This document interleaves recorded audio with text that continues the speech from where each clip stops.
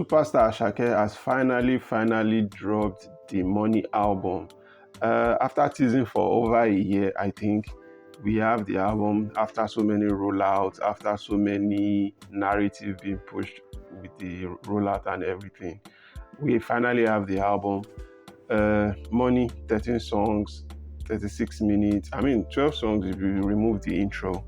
So 13 songs, 36 minutes. A bit short for what I would think an Asake album would be like or sound like based on duration. And here's what I think. So we'll go straight into the things I enjoyed and maybe my reservations. But firstly, it is impressive that he has had 4 albums in 4 years, from 2022 to 2026. He has 4 albums, which is averaging an album every year since his breakout year. And that is incredible. That is hard work, consistency, back-to-back work. And also in the middle of it, he has a joint project with Wizkid also. And also he had the EP before the album is Mr. Money with the Vibe album that had Omokpe and Sungba, which means he practically has like 6 body of work in like 5 years, which is incredible work to churn out back-to-back projects. So we get into it. On the intro of this album, I don't know what is happening. I don't understand the reason for that intro. Not to take anything away from the intro, it sounds really good. A lot of South African background into it. But for some reasons, Asake is someone who is very intentional about his intros, especially on albums, right? And he's really always trying to put in work on his intros, because last album the intro was incredible, right? I mean, Asha clearing it for an intro is a big deal. But this year, I don't know what the direction is. I don't understand the reason for it. It is not a bad way to start an album, but it is just, to an extent, it felt like with everything happening with the South African, Nigerian thing, this is not to say there is no love between these two people, right? And there's still a lot of Nigerians there that are still living fine, right? This is not to say that is what is happening across board, but it just feel, I don't know, there's something missing there that I don't understand. But the first song I think I like on the first listen of this album, I think Gratitude is, I like the song very much, because again, Worship is a single, so I don't really mention singles off an album because I've listened to it before, so I'm not, except maybe when the single sounds really good with the album, I'll probably have to like mention it. But for Worship, fantastic song. I think Worship is one of the best songs on the album, right? Going into Gratitude, it was very Asake-ish way of singing and of also like narrating a story of where he is now. And then to why is my favorite jam. Like, how do I say it? It's a party song that can do well, that can do millions of streams, and that can do important numbers. I feel, because I like the song. Then I like MCBH, which is Money Can't Buy Happiness. I like it a lot. I think but for the title, I think it's just funny that you can say Money Can't Buy Happiness once you have the money. I mean, the whole thing on it, and it's a fantastic song that I like. I like Oba too. Oba is like, I like the Tupac Do For Love sample. The production is insane. Magic Sticks, really, for Magic Sticks, I believe I know what to expect. Bangers, right? But for this, there's that level of experiment that really works well. Sometimes when you experiment on something, it doesn't mean it's also going to be okay. You can experiment and it is nonsense, right?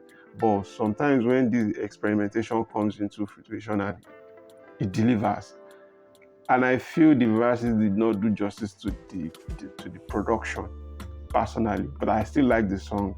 But I just feel like then I don't want to go into this ozone of Afrobeat superstars not featuring Nigerian rappers, because this particular song could have had a good rapper on it. I'm not even going to mention names of artists that I wish would be on it, but I just feel having a Nigerian rapper on this kind of production would be insane. Regardless, it's still a fantastic song. I like it. And I think that's about the song I really like on the first listen that I think I'll go back to play, right? But this doesn't take anything away from the album. This is just first listen, and I'm just saying what I feel after the first listen. You see a song like, for example, Forgiveness. Forgiveness sounds like a song I've heard so many times from different artists since 2023 to like 2025. Is that song, when there is a formula being carved around Afrobeat and you say once you drop this kind of song it's going to slap, right? But I think we are zoning out of it a bit now, and it's sounding like there's that freshness that I don't get from this song, but it's packed. The song is actually packed, and I won't be surprised if it is one of the biggest hits of the album. But personally, on the first listen, there's a lot of things I don't like. I don't know. And again, a lot of tracks on this album will be a filler tracks on his, let's say, first two albums, like Mr. Money with the Vibes and Work of Art. A lot of songs on this album could just be like fillers. I don't even think some of these songs will take out Sumami, and Sumami does not even have a lyrics of any serious lyrics on the song. And I feel like there's so many songs that I could say, maybe from Lungu Boy to his collaborative project with Wizkid up to this stage, I can sense a level of fatigue from his writing and from his delivery. Sometimes on the album, or sometimes on some of the songs on this album, the pace of the delivery, and you look at the production, it feels like sometimes the production is begging you, the artist, to just deliver on it. Yeah, at some point I'm listening to him, he's just sounding very lazy and laid back on some of these songs. And again, these sounds are still sonically appealing. I'm just saying from my own point of view after listening for the first time, right? So this is not a 8 train or anything, no. I just think when you look at, like I said earlier, about some of these tracks looking like a filler track, or when you look at his first two albums, a song like Asambe song sounds like a song that would be on, let's say, a bonus track on Mr. Money with the Vibe or Work of Art. And I know it's unfair to like judge projects or compare them, because the first two albums is different from his last two albums, because you look at him coming from a place of, I can't even say poverty. It's not even poverty, because Asake is more about uplifting and having big vibe, and also very, very confident. His confidence level is always high when you listen to him on the first two albums. Like you could see, he's very aspirational, things he wants to do, and now he's on that level of, oh, I've been able to achieve this and that. And I'm not subscribing to the whole conversation online as people saying, oh, he doesn't have money then, he has money now, this thing is different. But I'm not going into that, because I feel a good album, a good song will continue to be a good song regardless of it. Maybe songwriters can come in, or they could like collaborate more. And again, collaboration is one thing I'm looking at now, and I'm asking, because based on his albums, he doesn't really like collaboration. Collaboration is not like really, really big when he's doing an album. So you look at the component of songwriters, or maybe more featuring, I don't know, maybe this is just his style that has actually worked for him, and maybe his creative space is him just being able to like pour out how he feels. So he might think maybe featuring might dilute the essence of some of the songs, right?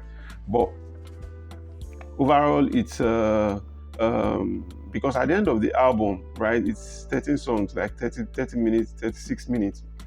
At the end of the album, you get that, you ask yourself, that's it? That is the album? Is this it? So again, maybe, I don't know, maybe because again, this album, these songs are going to do numbers regardless of what you think. Or maybe you are going into there's a decline in Afrobeat, the listenership, oh, there are so many songs that are already, whatever, conversation for another day. But for this album, it's a bit overwhelming, especially when you look at the creative journey that brought us to this album. You look at the Coty interview, you look at the branding, we moved from this whole Gay Republic of being an army into speaking Yoruba in interviews. There was like a change of direction. Probably he wanted to release the album last year, so maybe the creative direction is a bit different.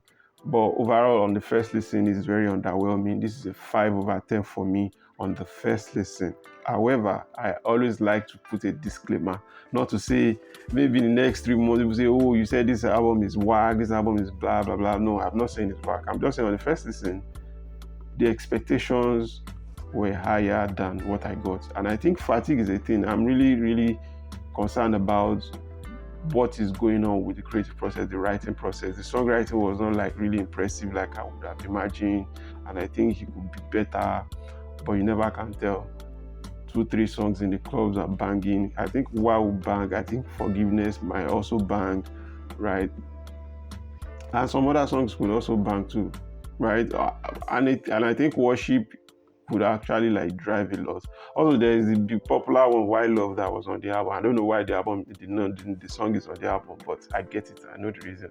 I understand the reason for it. But overall, the experience is just there. You still have to like ask questions. Like, is the album really about money? Because when you look at the thematic experience of this album and it's titled Money and everything around it, to me, I felt this is an album about peace of mind. To me, I'm thinking this is about peace of mind rather than money, and the way you have to work around it and try to push it. And I don't know, this sound peace of mind. Even most of the rollout, the videos, the whatever I'm seeing, clips and everything, it's talking about being at home, peace of mind. He's in touch with his emotions, blah blah blah, stuff like that. But then titling it Money, and then I'm not saying you should be speaking bougie about everything or talking about things he's done in his life, but the whole concept of it being money, the rollout, maybe when him going out, like the PR element of it, getting cars for his parents, getting this for this, putting an artist saying he's sponsoring an artist. I think the guy's name is Mula, something I can't remember. Apologies to the Mula guy. Aside from that, every other thing was pointing to something else. And again, I'm asking again, is this it after listening to the album on the first listen? Anyways, here's what I think. The album on the first listen it's a 5/10 for me based on the first listen experience. Hopefully the album does well. He's a fantastic artist, one of the biggest stars we have now. And see you guys on the next episode.